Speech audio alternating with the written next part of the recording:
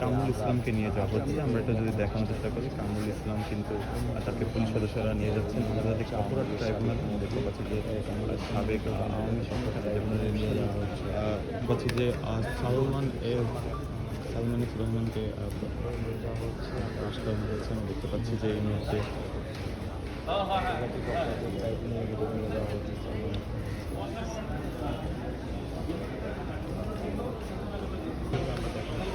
দেখতে পাচ্ছি রাশেদ খান মেননকে কিন্তু নিয়ে যাওয়া হচ্ছে। আমরা দেখতে পাচ্ছি রাশেদ খান মেনন তাকে পুলিশ সদস্য নিয়ে যাচ্ছেন আন্তর্জাতিক অপরাধ ট্রাইব্যুনালে, তাকে নিয়ে যাচ্ছেন। আমরা দেখতে পাচ্ছি এর আগে বাংলাদেশের প্রথম 5D AI ইনভার্টার যুক্ত সর্বোচ্চ বিদ্যুৎ সাশ্রয়ী যমুনা এয়ার কন্ডিশনার।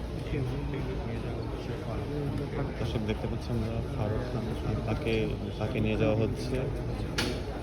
আমাদের সাবেক মন্ত্রীকে নিয়ে যাওয়া হচ্ছে। তিনি প্রবেশ করছেন আন্তর্জাতিক অপরাধ ট্রাইব্যুনাল। দেখতে পাচ্ছি আওয়ামী লীগের সাবেক মন্ত্রী। দর্শক দেখতে পাচ্ছি আমরা ফারুক খান, তাকে নিয়ে যাওয়া হচ্ছে। আমাদের সাবেক মন্ত্রীকে নিয়ে যাওয়া হচ্ছে। তিনি প্রবেশ করছেন আন্তর্জাতিক অপরাধ ট্রাইব্যুনাল। দেখতে পাচ্ছি আওয়ামী লীগের সাবেক মন্ত্রী হচ্ছে। দর্শক আমরা দেখতে পাচ্ছি যে সাবেক আইনমন্ত্রী আনিসুল হককে প্রবেশ করানো হচ্ছে আন্তর্জাতিক অপরাধ ট্রাইব্যুনালে। আনিসুল হক কিন্তু প্রবেশ করেছেন আন্তর্জাতিক অপরাধ ট্রাইব্যুনাল। তাকে হ্যান্ডকাফ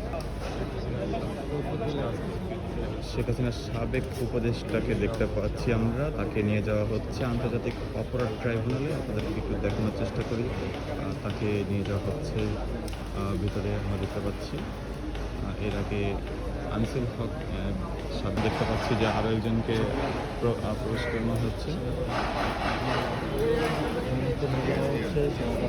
দর্শক আমরা দেখতে পাচ্ছি যে সাবেক সেনা কর্মকর্তা জিয়াউল হাসানকে কিন্তু প্রবেশ করানো হয়েছে, রহমানকে কিন্তু নামানো হয়েছে। দর্শক দেখানোর চেষ্টা করছি শেখ হাসিনার সাবেক উপদেষ্টা সালমান এফ রহমান, তাকে কিন্তু নামানো হয়েছে।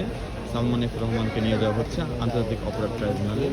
তাকে কিন্তু তার বিরুদ্ধে নানান রকম অভিযোগ রয়েছে। তাকে দেখানো যাচ্ছে হ্যান্ডকাফ এবং পুলিশের যে বুলেট জ্যাকেট এবং হেলমেট পরে তাকে নামানো হয়েছে।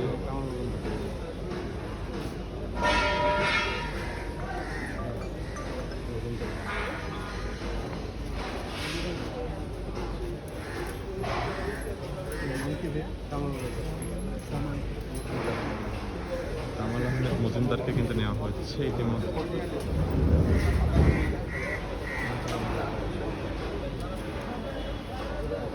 নেওয়া হচ্ছে আন্তর্জাতিক অপরাধ ট্রাইব্যুনালে। তাকে প্রবেশ করানো হচ্ছে। এর মাধ্যমে পঞ্চম যে প্রিজন ভ্যানটি ছিল সেখানকার সমস্ত আসামিদেরকে কিন্তু নিয়ে যাওয়া হয়েছে আন্তর্জাতিক অপরাধ ট্রাইব্যুনালে।